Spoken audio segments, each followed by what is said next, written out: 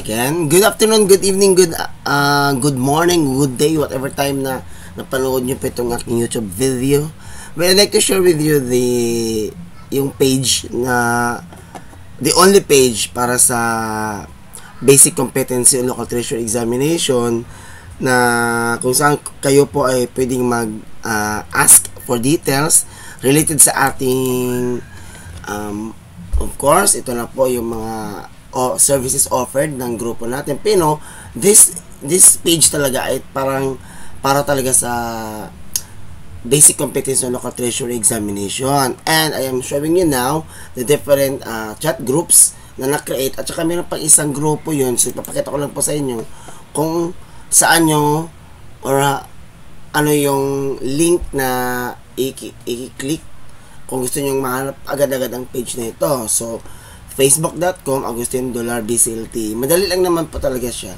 So you can ask inquiries related sa mga nasabi kong services. Pero as I said, this page focuses on the basic competency because meron tayong sariling pages para sa ating. This is also my personal account kung saan gusto niyo rin magtanong about but pwede naman po. So, meron tayong for Team ETD for ICLTE at saka yun nga po sa civil service. But as I said, balikan lang natin yung sa basic competency kasi yan, that is actually dito usually nagtatanong, no? And then I'd like to share na rin siguro sa inyo po kung ano ang meron sa page na ito. Hindi lang po mga announcement ang mababasa o makikita ninyo dito, but of course yung iba't ibang pang post related sa mga review and yan, mga schedule at iba pa. Ayan, at ang iba pang mga drills and activities na nagawa na natin. Meron din tayong pinopost na mga questions pertaining to the basic competence on local treasury examination. So, at saka of course, we are also reminding the possible the aspiring treasurers or yung gusto mag-avail ng ating mga review materials. Dito ko rin pinopost yun po. You can ask naman po sa personal account ko. So, yan po. Ito yung naging laman. And since we are ready for the incoming June 1, 2025, so nag-start na rin tayo sa paggawa ng mga iba't ibang mga questions gaya nito, no? Number identification, tinatanong natin para mas mahasa or maano kayo, ma-familiarize what is in the actual examination. But, I'm telling you, the actual examination, lahat naman po ay multiple choice. Ginagawa ko lang ito in order for you to master the drills, to master and familiarize the whole the actual exam. Just like this. So, for the question number 1 at saka question number 2, it is expected na sagot naman dito ay persons liable at saka persons responsible. And another pa, meron tayong iba't ibang paratanong dito na related sa BCLTE, CSE, and other CS-related exam like Napolcom at iba pa, Penology and Fire. Usually, may mga part talaga sa exam na ganito yung tanungan.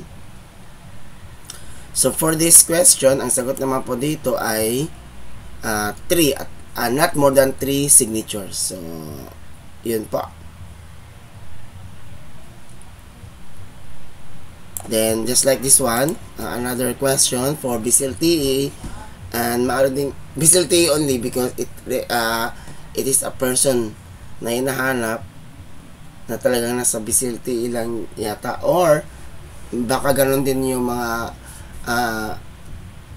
identification questions in different CSE, no? For this type of question, ang sagot naman dito ay in charge of office. Anong babantayan natin sa salitang in charge of office? For this question, itong caretaker capacity. Yan. So, for the I posted last September 28 na sino yung gusto interesado to join for the Intermediate Competency and Local Treasury Examination ay presently nasa second weekly assessment na kami at saka 8 na yata yung daily quizzes na na-provide ko.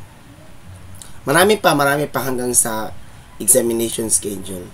Ganon din sa sa BCLTE. So, nasa second week na rin yung assessment and then 8 quizzes na din po yung nagawa natin. So, pinupost ko rin yung some of my valued members na talagang malaki ang paniniwala sa grupo, sa page natin, sa grupo natin, and ano yung naging tips and technique nila paano ipasa, just like sa ginawa ni ma'am. So, nakaka-inspire po talaga.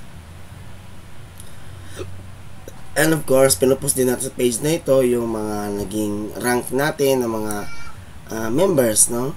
Kalagayan nito kay Sir, na from LGU Butuan, he ranks number 1 in the entire Caraga and number 5 in the entire national ranking.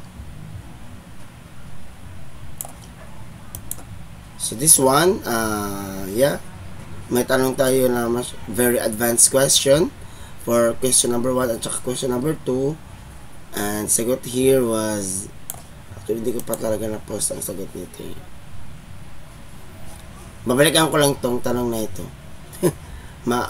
But I'm pretty sure pa rin for E and C. Yeah, that is E and C pa rin po yung tamang sagot. Ay, no, sorry. Sige, balikan ko lang talaga ito yung tanong nito, okay?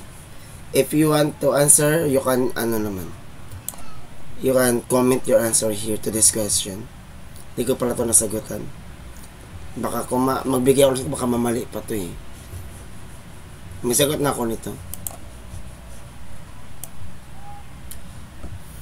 So, pinipost natin yung, as I said, yung mga rank number 1, mga top natin sa grupo, gaya ni Sir Tuti, ayan.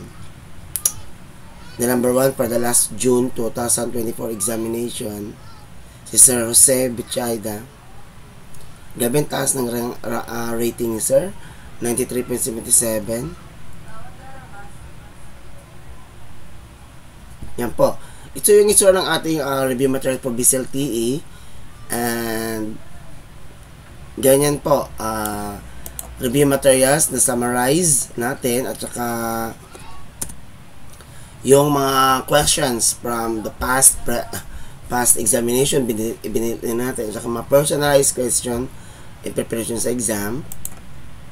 Then sa ICLTE, so this is also a summarized personalized summary for the topic on all na nasa ICLTE coverage.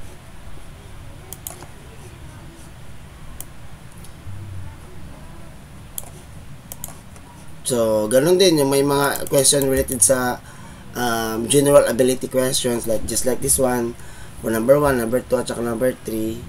Yan. This is part of the BCLTE general ability aspect. So, for number 1, it's expected na answer dito ay Filipino time. Number 2, of course, yung nag-appoint ng dalawang members para the committee at saka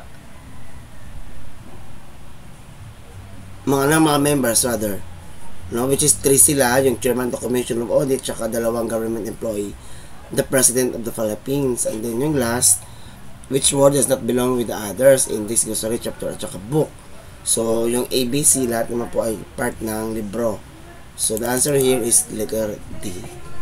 So, I think dito lang siguro muna. Dito nakikita natin yung ano pa yung meron sa page natin. Madami po talaga kayong makikita, mabasa pertaining to the page, sariling page natin.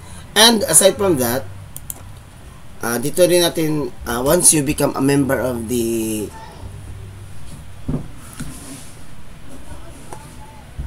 yan, once you enroll for the BCLTE, meron tayong sariling own page.